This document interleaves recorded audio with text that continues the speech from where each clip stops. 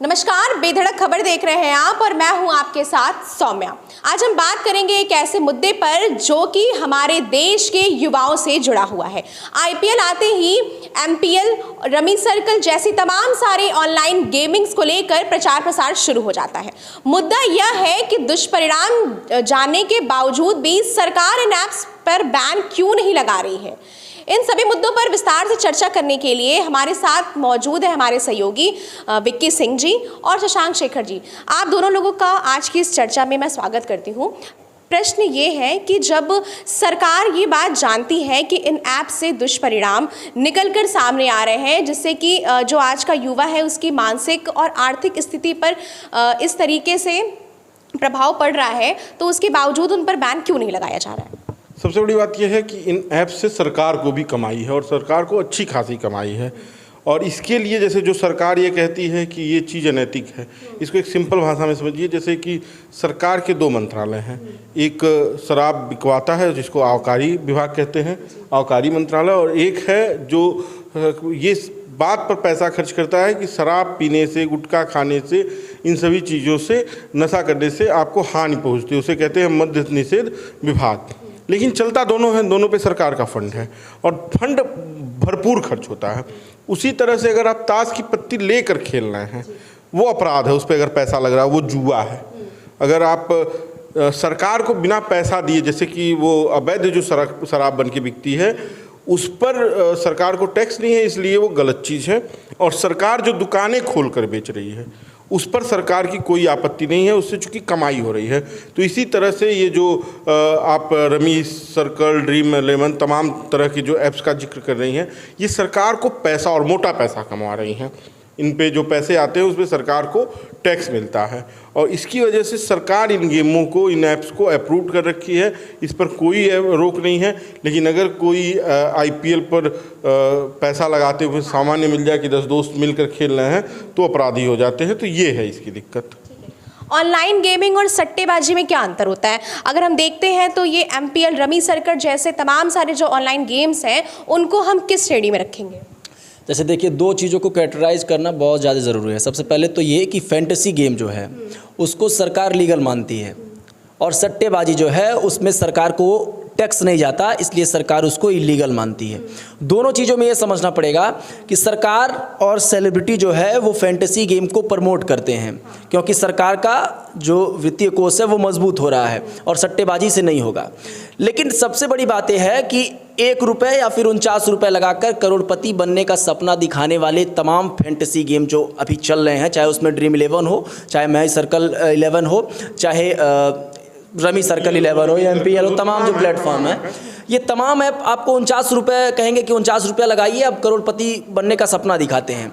आप शुरू में आप स्टार्टिंग में 49 रुपया लगाएं, आप नहीं जीते, कल फिर लगाएं आप नहीं जीते, परसों फिर लगाएं आप नहीं जीते। कभी आपके मन में या फिर माइंड में या फिर कोई खबरों में आपने देख लिया कोई 1 करोड़ रुपया जीता हुआ है। देखिए, अंधविश्वास में और फैंटेसी गेम में सिर्फ 1% पे सारी चीज़ें चल रही हैं कि आप करोड़ लोग लगा रहे हैं और उसमें से सिर्फ 1 लोग जीतेगा, यानी करोड़ों लोग का जो पैसा है वो सीधे तौर पे बर्बाद हो रहा है। और सरकार जुए को जो है वो डाउन करती है और ऐसे फैंटेसी ऐप को जो है वो प्रमोट करती है। एक चीज़ और मैं कहना चाहूँगा, जैसे कि अभी जो आपने चर्चा की कि ऐप्स के थ्रू और पैसा लोग लगा रहे हैं 49 रुपये, आप 49 से 1 मत देखिए। अब मैं एक घटना बताता हूँ, हमारे एक परिचित है जिसकी वजह से हमने इस खबर को डिज़ाइन भी करा है कि हमने इसे खबर करने का तय किया है। उन्होंने कहा, भैया मैं क्या बताऊँ, पिताजी ने एडमिशन के लिए 25,000 रुपये दिए थे और 25,000 रुपये हमने इसी ऐप में गवा दिए जब से आईपीएल शुरू हुआ है। और वो 10-10 टीम 2-2 ऐप पे बनाते थे। क्यों? क्योंकि अगर उनको बिजनेस करना था, उनका माइंड सेट था कि मुझे बिजनेस करना। पिताजी कह रहे थे पढ़ लो, नौकरी कर लो, तो उनको बिजनेस में था तो उनको पैसा चाहिए था, तो उन्होंने 25,000 रुपये पिताजी से लिए एडमिशन के और वो 25,000 रुपये पूरे लगा दिए और 25 नहीं, उसके बाद से 3,000 रुपये उन्होंने उधार लेके लगा दिए। अब वो हमसे कहते 3,000 उधार देना, हमको उधार दे दो, हम उधार लेकर उधार चुकाएंगे, और उसके बाद से 25 पहले पिताजी का चुका चुके हैं, एडमिशन गवा चुके हैं, एडमिशन लेना है, उसका अलग उनके ऊपर तनाव है। तो इस तरह से मतलब आदमी डिप्रेस भी है, गलत रास्ते भी पकड़ रहा है, सामान चोरी करके बेच दे रहा है, तो ऐसे तमाम हैं। तो जो एक आपका ना, एक आदमी ने 49 लगाया, एक आदमी 49 ही नहीं लगा रहा है। इन ऐप पे एक आदमी एक दिन में 10-10 हज़ार रुपये लगा रहा है, 1-1 लाख रुपए लगा रहा है। आप सोचिए कि IPL शुरू हुए कितने दिन हुए, मेरे ख्याल से 10 दिन 15 दिन के अंदर उस आदमी ने 28,000 रुपये गंवाए हैं, और 49 रुपये 100 रुपये का गेम खेल रहा था, बड़ा नहीं खेल रहा था, लेकिन टीम बड़ी बड़ी बना रहा था। तो ये ऐप घातक है, इस पर सरकार को विचार करना चाहिए। रोजगार है नहीं तो जुआ खेल लो, और हमने जुआ को लाइसेंस दे दिया, ये सरकार का की योजना है। अच्छा, सुप्रीम कोर्ट ने भी इस बात को कहा है कि ये जो गेम है वो स्किल डेवलपमेंट के गेम है। अगर ये स्किल डेवलपमेंट गेम है तो युवा किस तरीके से इसमें पैसे को गंवा रहे हैं? स्किल डेवलपमेंट अगर सुप्रीम कोर्ट ने इस बात को कहा है तो जाहिर तौर पे देश का सर्वोच्च अदालत है वो, और जो फैसला करेगा मुझे ऐसा लगता है कि सही होगा।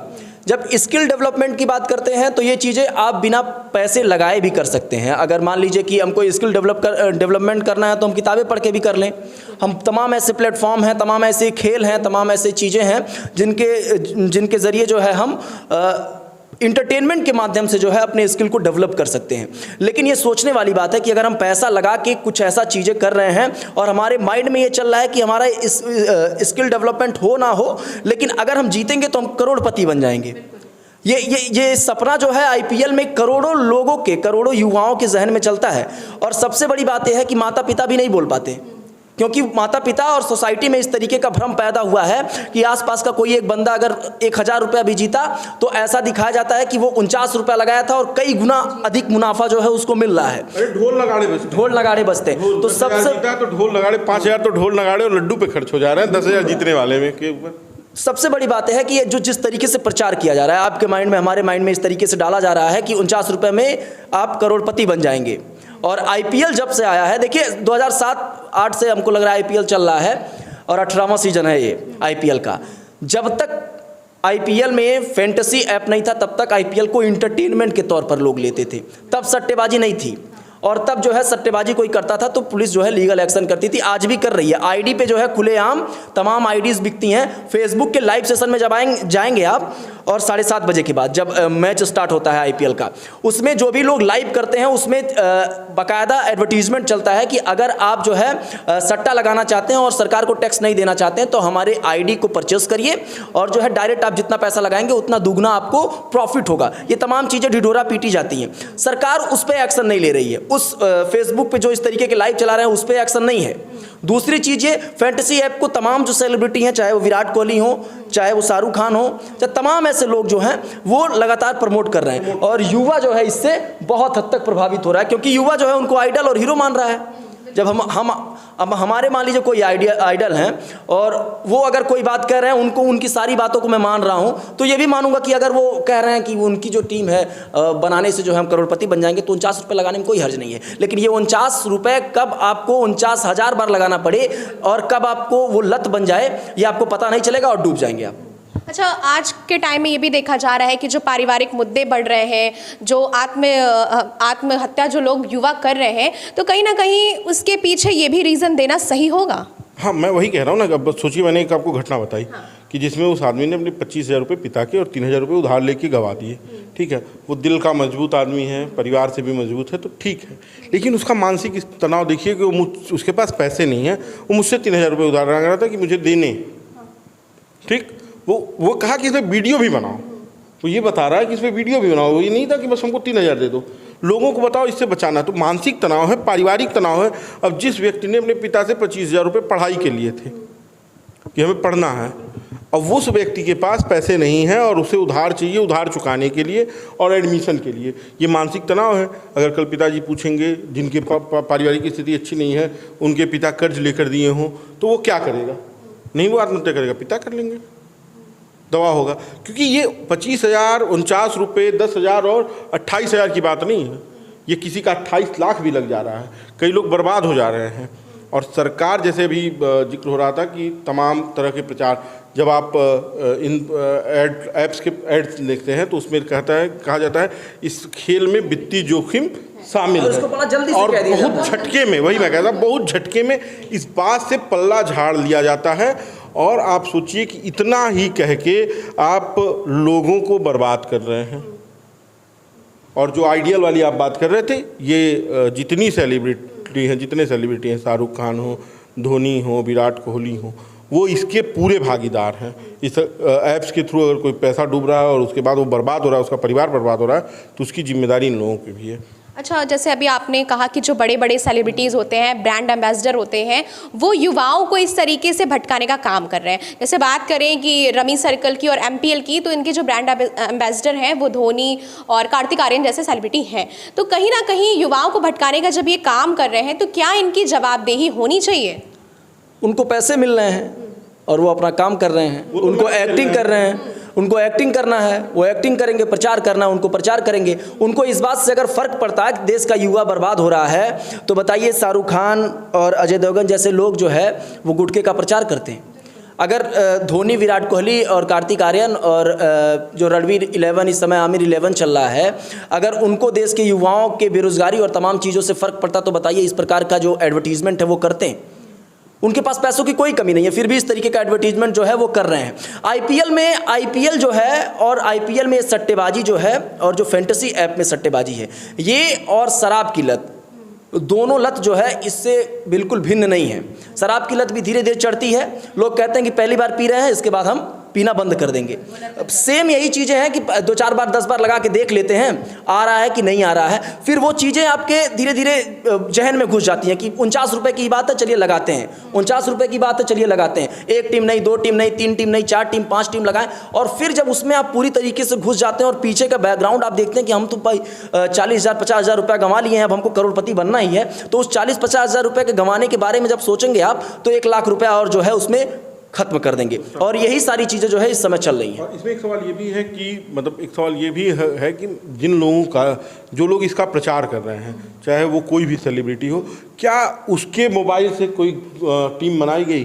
क्या उन्होंने कभी 49 रुपये लगाए हैं? जैसे अजय देवगन ने कभी विमल खाया है? हाँ, तो वो केसरी जुआ तो बोलवा रहे हैं, लेकिन उन्होंने कभी उसका उपयोग नहीं किया। तो ये जितने लोग हैं, चाहे वो अक्षय कुमार हो, वो कहते हैं कि अपने देश की मिट्टी के से अपने बनी टाइल से अपना घर बनवाएं, उनका अपना घर किसी दूसरे देश में है, नागरिकता किसी दूसरे देश की है। तो वही स्थिति है, और इसे सामान्य आदमी को समझने की ज़रूरत है। और उससे ज़्यादा कि जिनको हमने ये जिम्मेदारी दे रखी है कि आप हमारी जिम्मेदारी निभाइए, वोट देकर हमने सरकारें बना रखी हैं, उनको ये समझना होगा। वो देश के प्रधानमंत्री हैं जो मन की बात कहते हैं, और प्रदेश के मुखिया हैं। महादेव ऐप को लेकर भी तमाम चर्चाएँ चल रही हैं कि वो इनलीगल था, उसे पैसा कमा कर चले गए, कई अधिकारियों के नाम आ रहे हैं। क्या हम इंतज़ार कर रहे हैं कि MPL लोगों को बर्बाद करके चला जाए, ड्रीम 11 लोगों को बर्बाद करके चला जाए, रमी सर्कल लोगों को बर्बाद करके चला जाए, और उसके बाद से इसके नाम पर राजनीति हो? ये एक बड़ा सवाल होना चाहिए।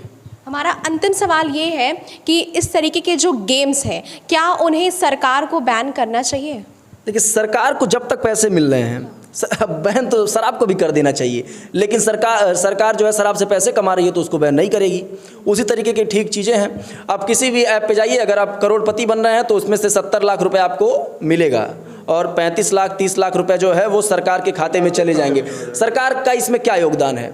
49 रुपये हम लगा रहे हैं, फैंटेसी ऐप जो है वो हमको अगर जीतेंगे तो देगा, नहीं जीतेंगे नहीं देगा, लेकिन सरकार को इसमें पैसे मिलने हैं। फैंटेसी ऐप के ऑनर जो हैं और इस पूरे स्ट्रक्चर को तैयार करने वाले लोगों को पैसे मिलने हैं। 1 करोड़ में मैक्सिमम 5 लोग 6 लोग जो है वो जीतते हैं, और 1 करोड़ का आप अंदाज़ा लगा लीजिए कितने पैसे हैं। बहुत शानदार चीज़ है कि मतलब आप इस तरीके का बिजनेस करिए कि देश के युवाओं को पूरी तरीके से उसमें ढकेल दीजिए, आप करोड़पति बनाने का सपना दिखा दीजिए, और बाद में जो है उनकी ज़िंदगी को बर्बाद कर दिया जाए सट्टेबाजी से। युवा सवाल भी नहीं कर रहे हैं, युवा सवाल भी नहीं करेंगे, हमको रोजगार चाहिए, हमको व्यापार चाहिए, इस तरह के सवाल भी युवाओं के खत्म हो गए, क्योंकि सरकार ने ऐप के माध्यम से रोजगार दे दिया है। 49 लगाइए, 4 घंटे 5 घंटे का मैच होता है। युवा जो है वो सुबह से ही टीम बनाना शुरू कर देता है, उसमें दिमाग जो है खपाना शुरू कर देता है, क्योंकि उसमें भी जो अभी आपने कहा कि सुप्रीम कोर्ट ने कहा कि इसको स्किल डेवलपमेंट का चीज़ माना जा सकता है। स्किल डेवलपमेंट की चीज़ें मान सकती हैं। अखबार में जो है एक नंबरिंग गेम देता है सर, नंबरिंग सूडो करके, हाँ, वो भी स्किल डेवलपमेंट का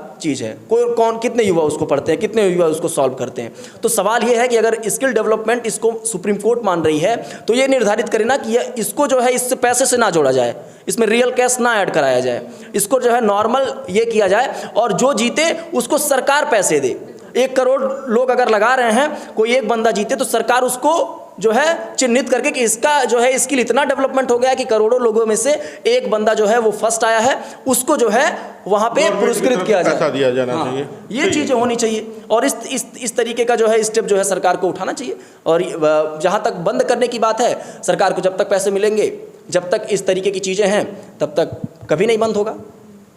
तो यह विषय केवल रमी सर्कल और MPL जैसे ऑनलाइन गेमिंग्स के लिए नहीं है, यह सवाल उठता है हमारी आने वाली पीढ़ी के लिए भी कि किस तरीके से वो भी बर्बाद होगी। बहरहाल इस खबर पर आपकी क्या राय है, अपनी प्रतिक्रिया हमें ज़रूर बताएं, और ऐसी तमाम सारी खबरें देखने के लिए जुड़े रहें बेधड़क खबर के साथ। धन्यवाद।